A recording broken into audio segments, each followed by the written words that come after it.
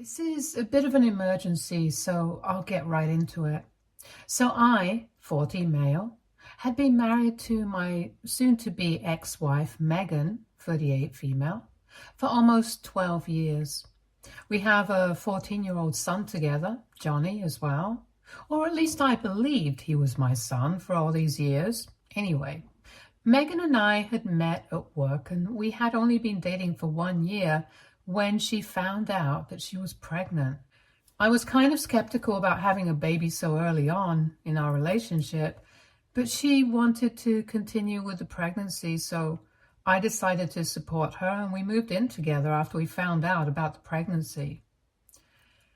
When Johnny was born, it did not even occur to me to get a paternity test because Megan and I were in love with each other, and by then I was more than sure that Johnny was my son. I felt very connected to him, and he even resembled me because both of us had dark hair and eyes, so I literally had no reason to be suspicious of anything. However, a couple of months ago, I found out that he's actually not my biological son, and Megan had been playing me for a fool all along. About 3 months ago, she came clean to me that she had been having an affair with her high school sweetheart, Nathan, 38 male, for the past couple of months. And even in the beginning of our relationship, she had had a bit of a fling with him while we were together, and she had never told me about because after that, she got pregnant. One of the major reasons she and Nathan had had to part ways after high school was because he was not very serious about his life and had chosen not to go to college. Back then, he had still been living with his parents and was jumping from one job to another every couple of months. She figured that she needed stability in her life, which is why she had chosen to be with me, because I was very career-driven. And she said that if she decided to stay with me, she would be betting on the right horse. But now she had realized that money wasn't everything, and she was in love with Nathan. So she wanted to build a life with him. Besides, he had had enough time to change his ways, and now he was a business owner himself. So she really didn't have to worry about money anymore. Back when she was coming clean to me, she told me that she had had a paternity test conducted and knew that Johnny was not my son right from the beginning, but had chosen to keep her mouth shut about it because I seemed to be very happy to be a father, and she did not want to ruin our relationship by talking about her past. She also made Nathan promise never to speak of this affair that they had ever again because she did not want to risk our relationship, and for the sake of her happiness, he had stayed away. However, they had reconnected at high school reunion almost 6 months before she finally told me the truth. And they had rekindled their relationship once more because he was well settled and he was still in love with her. And she had realized that she was still in love with him as well.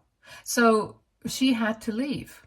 It was a horrible time for me because I had been with this woman for so long. I had built a life with her, and yet I was getting screwed over like it meant nothing to her. Anyway, after she told me the truth, she left the house with all her things. But Johnny continued to stay with me because he did not want to go with her. She hadn't even consulted with me before telling him the truth. And he already knew everything before I had even come home from work. So both of us ended up having to console each other while we cried since our lives had been turned upside down. I knew that no matter what happened with the divorce, I was going to make sure that we had shared custody of Johnny, because regardless of his biological parentage, he was my son through and through. I had raised him, and nobody could take that away from me, not Nathan and not even Megan.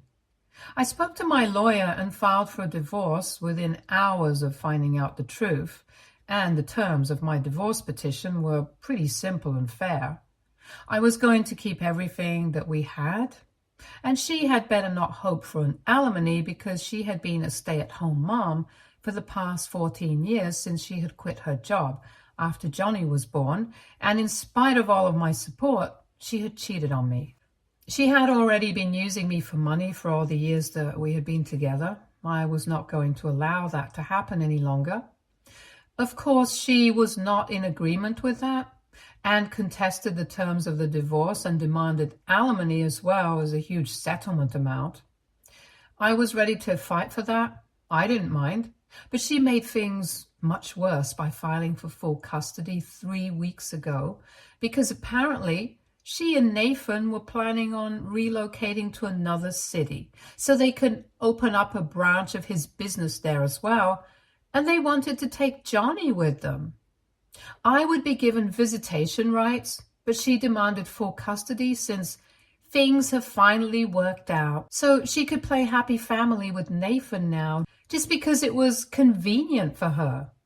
There was no way that I was going to allow that to happen.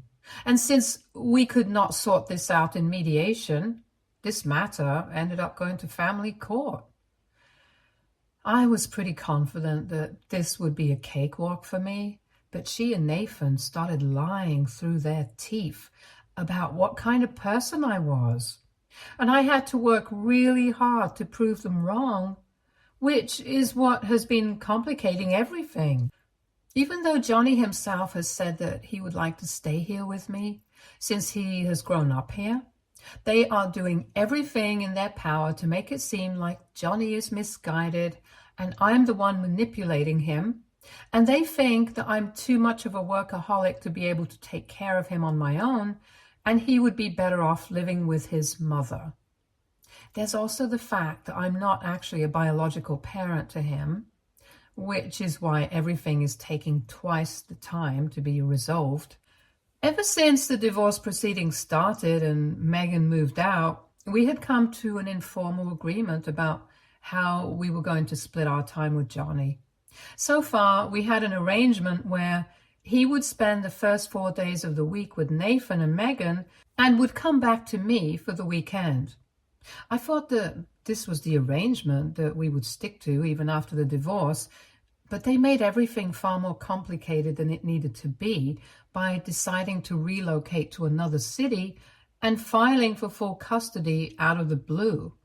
So we have been locked in a custody battle for the past couple of weeks, but when we were in family court the other day, Johnny said something that sent everyone into a frenzy. This was the first time that he had been actively involved in the court proceedings, and at one point he said that so far he had wanted to stay here with me and he was still going to stick to that, but not just because his life was based here, but also because he had overheard Megan and Nathan speaking on the phone to their lawyer the night before, and he had overheard them discussing how they were going to portray me as the bad guy, and had come up with a bunch of lies that he started mentioning, which were far worse than the ones they had come up with earlier. Before this, they had only been claiming that I was too much of a workaholic and did not have enough time for Johnny, that I would bring the office home with me, and that most of the time that I was home, I would just stay locked up in my room and would always be busy with work conferences, even on the weekends. They had also claimed that I hardly ever cared about how Johnny was doing in school and hadn't attended a single parent-teacher conference since he was born, and delegated all of that to my wife because I thought it was boring and never took an interest in his life. These things were easy to disprove, but apparently Johnny had heard that they were going to take it up a notch, and they were going to really make it seem like I was mistreating him by claiming that I would beat him up and scream at him for the slightest of mistakes. But apparently Johnny was too afraid to talk about that in court in front of me, and then maybe they would be able to get protective custody of him for the time being and eventually be able to sway him against me, which would make their job easier. So he wanted to stay ahead of them and clarify for himself that he had never been mistreated by me, and if anything, it was Megan and Nathan, who were mistreating him by dragging him into this messy battle for his custody and using him like a pawn just to get back at me for my divorce petition, which would leave Megan with absolutely nothing. Even though my petition was fair, since she had never earned anything on her own and had even had the audacity to cheat on me in spite of being heavily reliant on me, she thought that she deserved the alimony and the settlement that she was demanding and was planning on using Johnny's custody as leverage against me so we could come to a settlement in the divorce. And on the phone, he had heard her saying that once they had the money from the divorce, she would invest in Nathan's business and take it to new heights. And they had been practically raving with joy while discussing this, so volume had probably been the last thing on their minds. Unfortunately, they had forgotten to account for the fact that at the time, Johnny was staying with them and hadn't yet gone back to me, so they had been pretty loud and he had been standing right outside the door and had overheard everything. After Johnny exposed Megan and Nathan, nobody knew what to do, and so the meeting had to be adjourned because our lawyers got a bit too loud and we ended up having to leave early. I was pretty pleased because after Johnny had spoken up, I had turned to look at Megan, and she literally had her head in her hands and was holding onto her hair with such force that I thought she was going to tear it out, which just meant that all of this was true and she was screwed. I was happy with how the situation had turned out, and instead of going back home with Megan, Johnny decided to walk up to me, and we started to go home together, but Megan was furious. So she stopped us right as we were about to get into our car, grabbed Johnny by the arm, and started shaking him by demanding an explanation as to why he would do such a thing in court and ruin his chances of getting to live with her and Nathan. When I saw her shaking him, I lost my temper and I went up to her, stood in between them and pushed her back so that she wouldn't be able to lay a finger on him. Luckily, my lawyer got all of that on camera, and we will definitely be using that in our next session. But anyway, I told her to back off and said that it was her own fault for being a disgusting human being, and I was glad that Johnny had taken a stand for me because he was not a spineless, spoiled, greedy monster like her. I was already pretty pissed off by the way that she was treating Johnny, especially after what I had found out in court. I was in no mood to let this carry on. But then Nathan came to her rescue and started yelling at both of us about how she had done so much for our family, and now we couldn't even let her have a real shot at happiness with him. I was not even interested in speaking to that guy, so I just rolled my eyes and started getting back into the car again. But then Megan continued to hang on to Johnny's arm and said that she was not going to allow him to come back home with me because I was the one brainwashing him against his own mother, and she was not going to allow this to happen. She told me that so far she had only been fighting for full custody so she could take Johnny with her and Nathan when they moved away. But now she was going to make sure that I didn't even get visitation rights.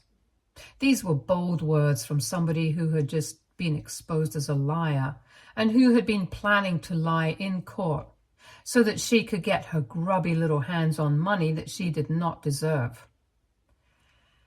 Anyway, I told her to unhand Johnny or I would call the cops, and she said that she was his mother and she had the right to dictate where he would go. Even Johnny kept trying to free himself, but she was holding on to him very tightly and kept insisting that she would not let him go home with me.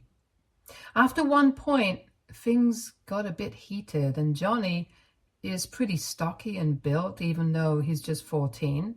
Megan, on the other hand, is petite, is not very strong. So Johnny did the only thing that he could and pushed her really hard so he could free himself, get into the car and shut the door. But after she had been shoved, she started screaming at the top of her lungs about how I was encouraging her son to attack her, and she was not going to let this slide. I thought that was an unfair thing to say because he had not attacked her. He had just tried to free himself of her in the process. She might have been shoved a little.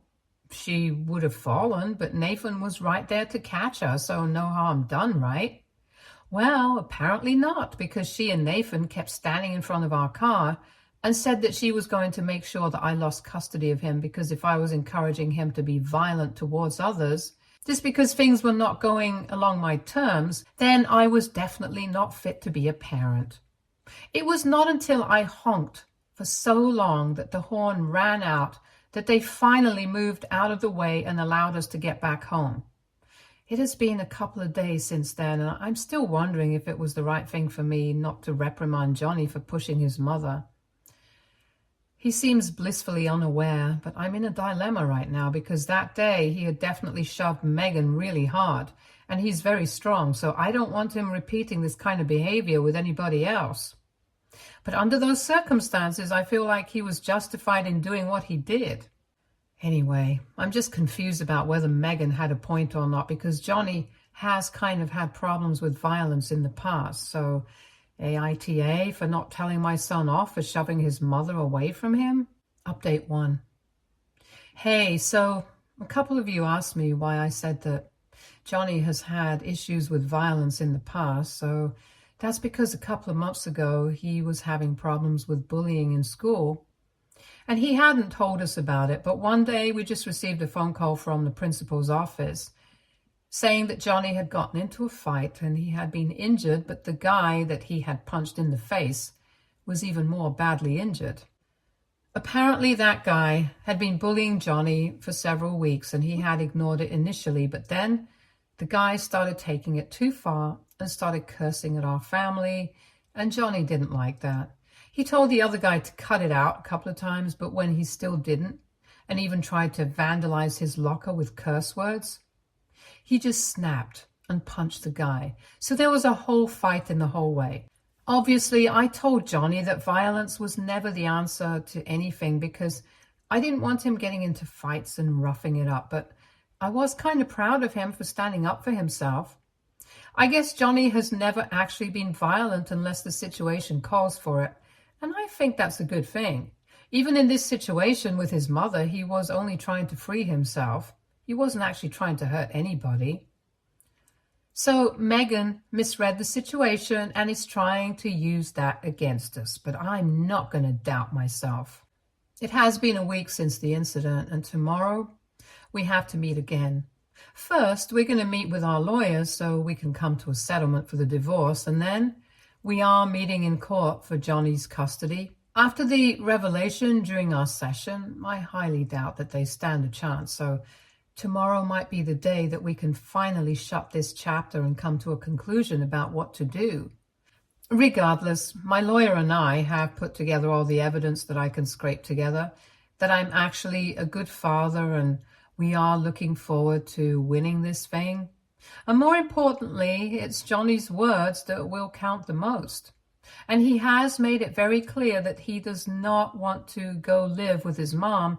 And it's not just because he wants to live here and doesn't want to relocate, but because she is just a straight up terrible person, and so is Nathan. And they will never be able to raise him well. And we definitely don't need another person like them. I was talking to Johnny a couple of hours ago, and he told me that he was really nervous because this will be the first time that he sees his mother after he had pushed her off of himself, and he knew that she was very upset about it.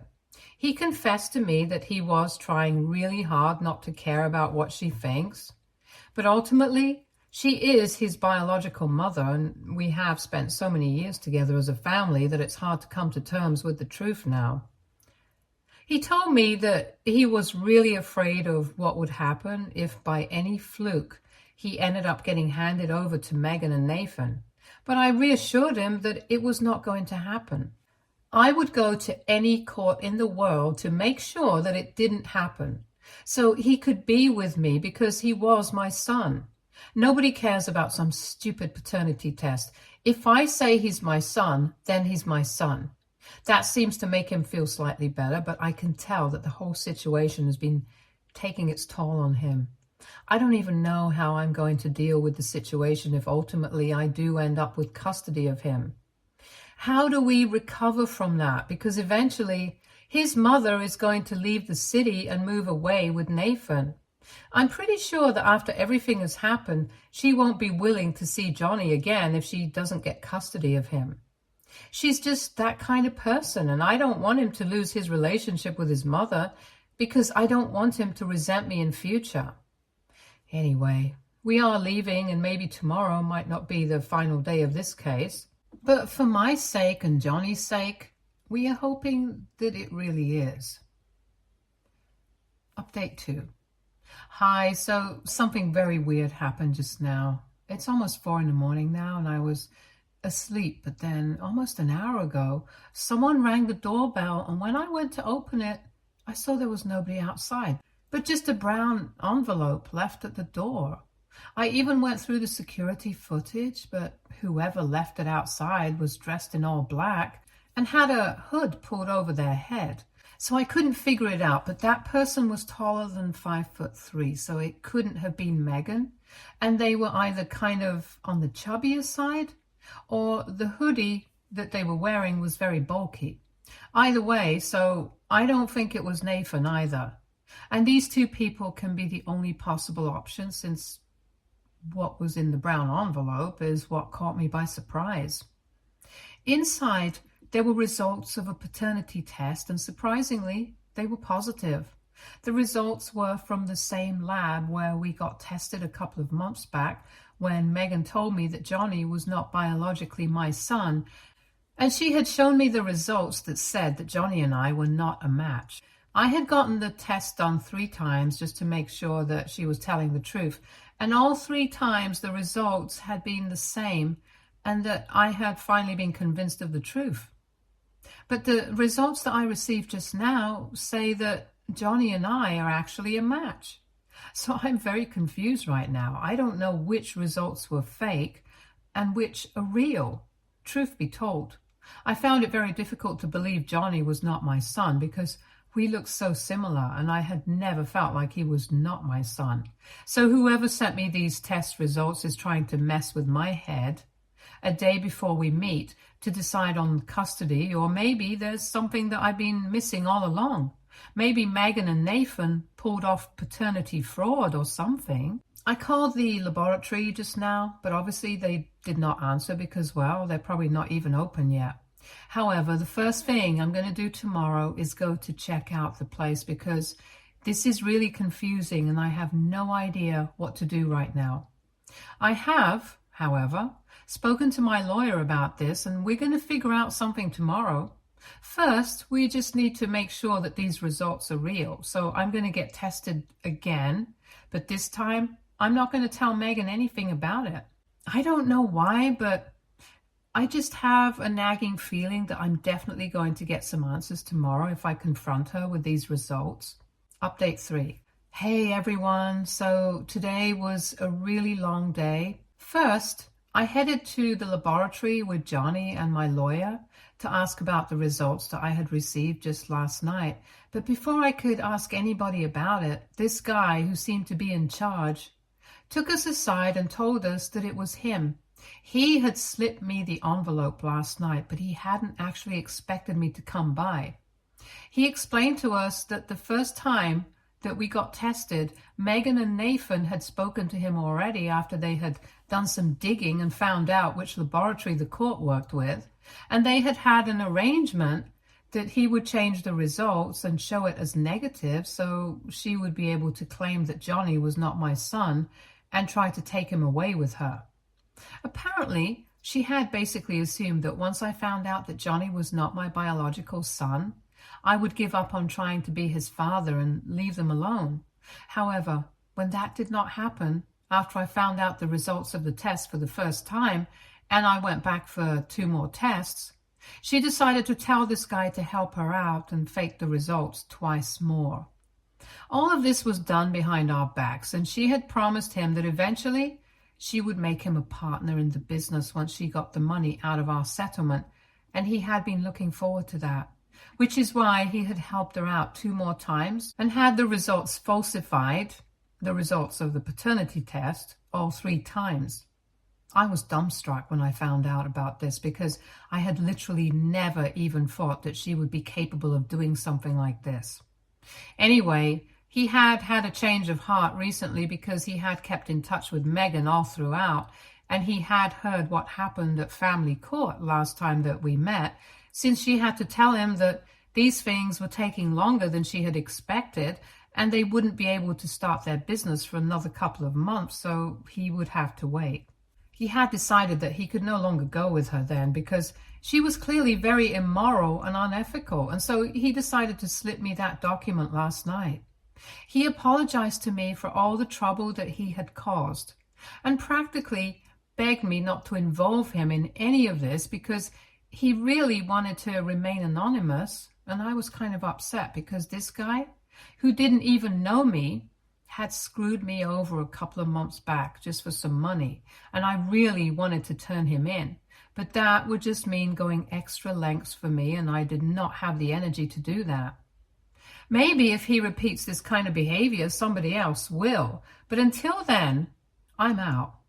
Besides, I already had the documents that I needed to prove my paternity, so it didn't matter to me what happened to him. If it came down to it, and I had to prove something in court, I would definitely use that as evidence and turn him in. However, for now, I had a different plan in mind.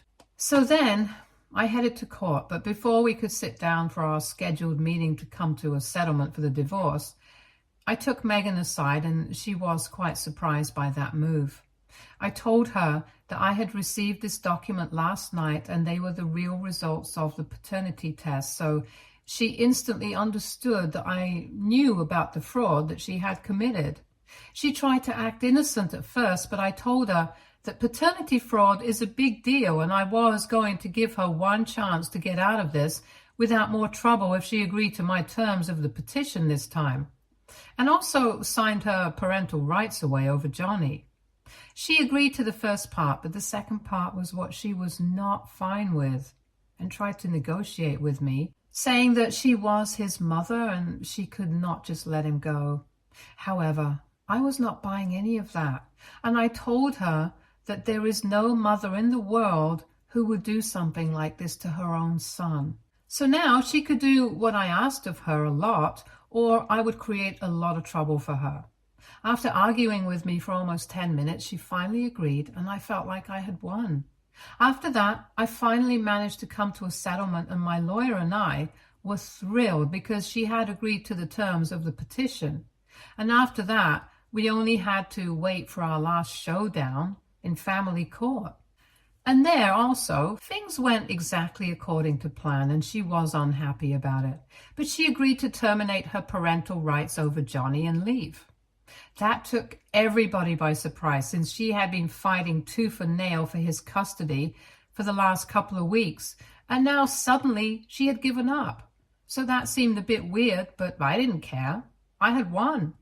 Johnny, my lawyer, and I finally parted ways and went to our respective homes a couple of hours ago, and in a couple of days my lawyer will have drawn up the papers and she will finally have signed away her rights. And then it's just going to be me and my son against the world, even though I think it's kind of been like that for the last couple of months already. But I just can't wait for all of this to be over officially, and then I can finally try and move on with my life because this has all been really intense. However, as of now, Johnny is extremely happy with the situation, and so am I. So we're just trying to make the most of that. Stay tuned for more stories from our girl relationships.